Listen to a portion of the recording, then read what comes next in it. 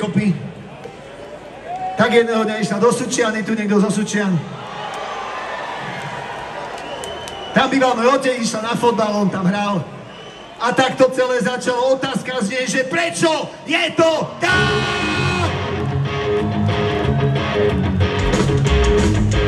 Prečo nehrá moje staré radio?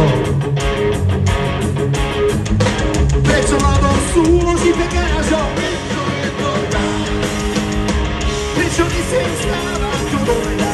Prečo sú 3 hodiny do doveľa? Teraz si to zopakujem druhýkrát. Prečo je to tak? Ja viem, že príde deň, kedy si odpoviem na všetky otázky, ktorým nerozumiem. Ja viem, že príde čas, kedy si každý z nás povie, že tento svet som zažil rád.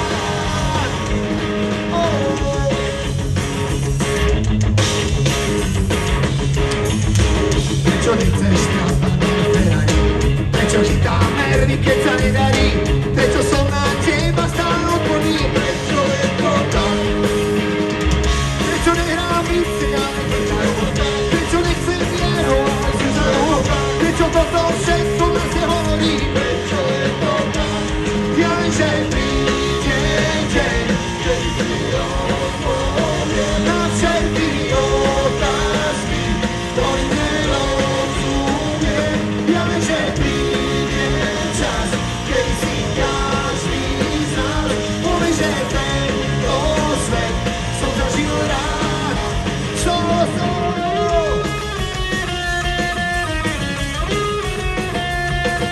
A ty, kúrec, ruky hore, ja viem, že príde deň.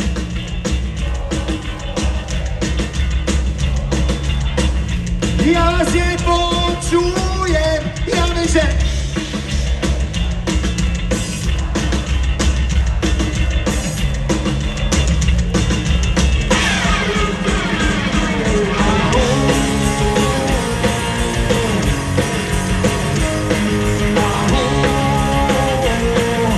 raz, dva, tri, štyri.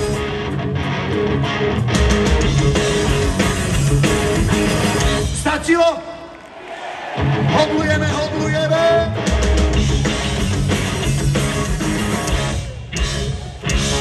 Prečo je to tak? Jebe tvoj hrob!